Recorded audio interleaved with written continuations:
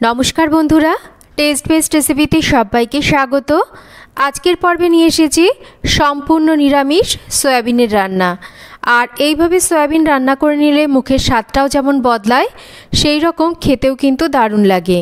তো সয়াবিন রান্নার জন্য সবার প্রথমে একটা পাত্রে জল গরম বসিয়ে দিয়েছি। জলটা ফুটতে শুরু করলে সামান্য লবণ দিয়ে সয়াবিনগুলোকে সেদ্ধ করে নেব। আর সামান্য লবণ দিয়ে সয়াবিন সেদ্ধ করলে সয়াবিনের মধ্যে লবণটাও ভালো করে ঢুকে যায় আর স্বাদটাও কিন্তু ভালো আসে। আর সয়াবিন যদি এরকম একটু ভালো করে সেদ্ধ করে নিয়ে রান্না করা হয় সয়াবিনের মধ্যে যে একটা গন্ধ সেটা কিন্তু চলে যায়। তো সয়াবিন ভালো করে সেদ্ধ করে নেওয়ার পর একটা পাত্রে আমি ঠান্ডা জল রেখে দিয়েছি। এটা নর্মাল টেম্পারেচারেরই জল। এবার সেদ্ধ সয়াবিনগুলোকে গরম জল থেকে তুলে নিয়ে ঠান্ডা জলের মধ্যে দিয়ে একবার ভালো করে ধুয়ে নিয়ে সয়াবিনের মধ্যে থাকা যে এক্সট্রা জল সেটাকে যতটা সম্ভব চেপে বের করে দেব। আর খুব ভালো করে যতটা সম্ভব ততটা কিন্তু সয়াবিনের মধ্যে থাকা জলটাকে চেপে বের করে দিতে হবে। দেখুন আমি ঠিক এই রকমই যতটা সম্ভব জলটাকে কিন্তু ফেলে দিয়েছি। এবার এই সয়াবিনের মধ্যে কিছু আমি মশলা দেব।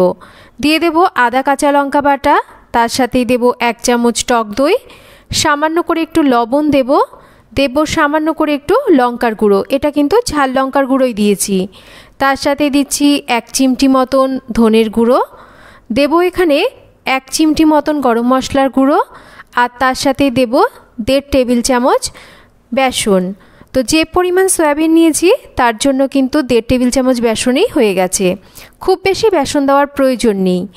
এবার খুব ভালো করে সয়াবিনটাকে সমস্ত উপকরণ দিয়ে মেখে নিতে হবে।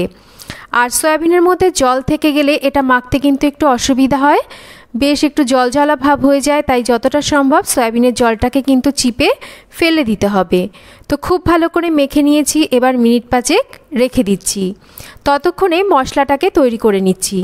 একটা বাটির মধ্যে নিয়ে নিচ্ছি 2 টেবিল চামচ টক দই, তার সাথে নিচ্ছি 6-7টা কাজু, তার সাথে নেব 1/2 টেবিল চামচ মতন এখানে 4 মগজ আর 10-12টা কিশমিশ। খুব সামান্য জল দিয়ে একটা মিহি পেস্ট তৈরি করে নেব।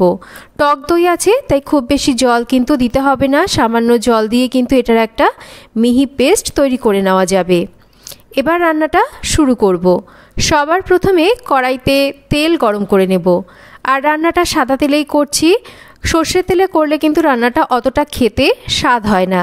তাই সাদা তেল অথবা তেলের সাথে একটু ঘি মিশিয়ে নিয়ে রান্নাটা কিন্তু করা যেতে পারে। তো তেলটা খুব ভালো করে গরম হয়ে গেলে এবার ম্যারিনেট করে নেওয়া সয়াবিনগুলোকে ছেড়ে দিয়ে সয়াবিনগুলোকে ভেজে নিতে হবে। তো একবারে কিন্তু ভাজা যাবে না। তো সয়াবিনগুলোকে 2 থেকে 3টে ব্যাচে কিন্তু আমি ভেজে নিচ্ছি। বেশ একটু লাল লাল করে সয়াবিনগুলোকে সয়াবিন ভেজে তুলে নেওয়ার পর ওই তেলের ওপর ফোড়নে দিচ্ছি তেজপাতা, গোটা গরম মশলা আর তার সাথে সামান্য করে একটু জয়িত্রী। ফোড়নটাকে কয়েক সেকেন্ড একটু ভেজে নিচ্ছি। ফোড়ন কয়েক সেকেন্ড ভেজে নেওয়ার পর এবার কেটে নেওয়া ক্যাপসিকাম দিয়ে তেলের উপর হালকা নাড়াচাড়া করে নেব ক্যাপসিকামের কাঁচা গন্ধটা চলে যাওয়া অবধি। খুব বেশি ক্যাপসিকাম যদি ভেজে নেওয়া হয় ক্যাপসিকামের সবুজ রঙটা নষ্ট হয়ে যায়। তাই কাঁচা গন্ধ চলে গেলে সামান্য করে একটু জল দিয়ে দেব। এই সময় দেব স্বাদ মতন লবণ, আদা কাঁচা লঙ্কা বাটা, তার সাথেই দেব ঝালের জন্য একটু লঙ্কার গুঁড়ো, দিয়ে দেব খুব সামান্য করে একটু ধনের গুঁড়ো, দেব 1 চিমটি হলুদ গুঁড়ো। হলুদটা না দিলেও কিন্তু না দেওয়া যেতে পারে। আর খুব বেশি হলুদ হয়ে গেলে রঙটা কিন্তু নষ্ট হয়ে যায়। আর স্বাদ মতন মিষ্টি দিয়ে ভালো করে একটু কষিয়ে নেব। তো খুব ভালো করে কষিয়ে নিয়েছি। এবার এখানে যে মশলার পেস্টটা আমি তৈরি করে নিয়েছি সেই মশলাটাকে দিয়ে দিচ্ছি। মশলাটাকে দিয়ে এবার ভালো করে একটু কম আঁচে রেখে কষাতে হবে। যেহেতু এখানে কাজু আছে, টক দই আছে, বেশি আঁচে কষাতে গেলে কিন্তু নিচে থেকে ধরে যাবে। আর অনবরত নেড়ে কিন্তু কম আঁচে রেখে এটাকে ভালো করে একটু কষিয়ে নিয়েছি। এবার মশলার পাত্রটাকে ধুয়ে দিয়ে দিচ্ছি জল। খুব বেশি জল দেওয়ার প্রয়োজন নেই, যেটুকু এখানে সয়াবিন রয়েছে বুঝে নিয়ে কিন্তু জলটাকে দিচ্ছি। তো জলটাকে দিয়ে ভালো করে নাড়াচাড়া করে নেব আর 4-5 মিনিট একটু ফুটিয়ে নেব। তো গ্রেভিটা 4-5 মিনিট ফুটিয়ে নেওয়ার পর ভেজে নেওয়া সয়াবিনগুলো দেব আর তার সাথে সামান্য একটু গরম মশলা দিয়ে আরও মিনিট 2 একটু রান্না করে নেব, যাতে সয়াবিনের মধ্যে ভালো করে এই গ্রেভিটা ঢুকে যায়। আর খুব বেশিক্ষণ কিন্তু রান্না করার প্রয়োজন নেই। তো মিনিট 2 রান্না করে নিয়েছি, তৈরি হয়ে গেছে আজকে সম্পূর্ণ নিরামিষ সয়াবিন। তো এটাকে কিন্তু আমি নাবিয়ে পরিবেশন করে নিচ্ছি।